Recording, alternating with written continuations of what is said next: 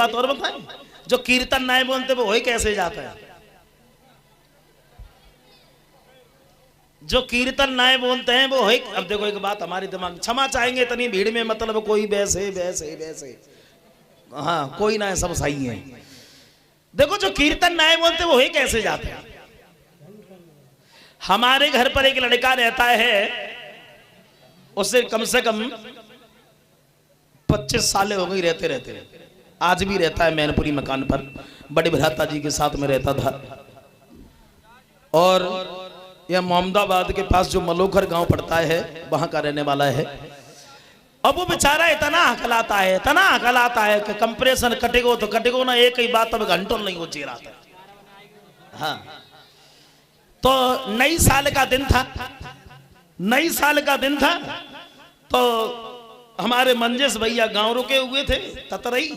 खैर मैं डिस्ट्रिक्ट एटा का रहने वाला हूं और धुमरी के पास में मेरा गांव पड़ता है ततरई, और वैसे रहते तो हम सब लोग मैनपुरी हैं। तो मंजेश भैया गांव रुके हुए थे और स्वामी जी हमारे मैनपुरी रुके हुए थे।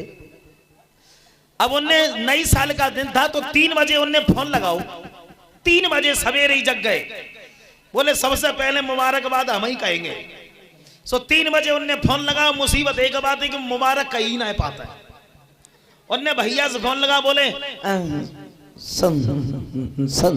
स्वामी जी, भ्राता जी ने कही है, बोले नई साल वैसी होए। उन्होंने कही कैसी होए? बोले स्वामी जी नई साल वैसी होए। बोले कैसी होए मुबारक? बोले हाँ देखो तुम समझ गए, हाँ तुम समझ गए, नई साल। तो हम तासे इसलिए मैं समझ आ रहा हूं कि नए साल के अब ज्यादा दिन नहीं रहे, नवंबर चल रही है ना, नई साल के ज्यादा दिन नहीं रहे। और हम सही बताते हैं, अगर काउ ने कीर्तन न बोलो तो हम अब कितना भागवत कान दोबारा आए तो नई साल कहीं ना पे हो।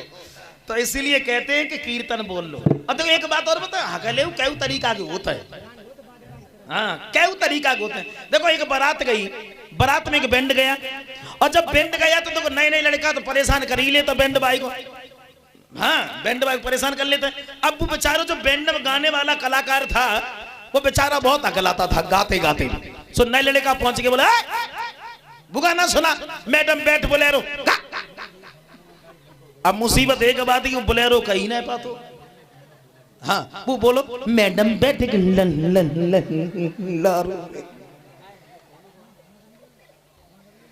तो हकले क्या तरीका के होते हैं। देखो एक मास्टर जी एक बच्चे को पढ़ा रहे थे, एक मास्टर जी बच्चे को पढ़ा रहे थे, बच्चे को खड़ा किया, बेचारे बहुत हकलाते थे। सो बच्चे को पढ़ा रहे थे, बच्चे को खड़ा किया, बेटे खड़े हो, परो तबूतर। सो लड़का ने भी कह दिया तबूतर। बोले थुअर तई थे, मेरी नकल उतार रहा है तू, ऐथे नहीं ऐथे पर तबूतर।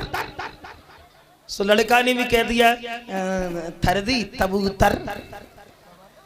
तो मैं बता रहा हूँ हकले कई तरीका के होते हैं। और हम जय सोचत रहा तो भगवान इन्हें कीर्तन न बोलो, अब तुम लोग जा सोचते हो भैया कीर्तन हम ना बोलते, तुम्हें कौन सी भावई है? तो मुझे भावई है, बताएं कौन सी भावई है? देखो एक दीवार पर यह लिख दिया गया था कि यहाँ पेशाब करना मना है। जरा ध्यान दे मेरे शब्दों पर। कहीं अगर कोई अच्छा मकान बना हो तो वहां लिख देते हैं यहाँ पर्चा चिपकाना मना है या यहाँ पेशाब करना मना है।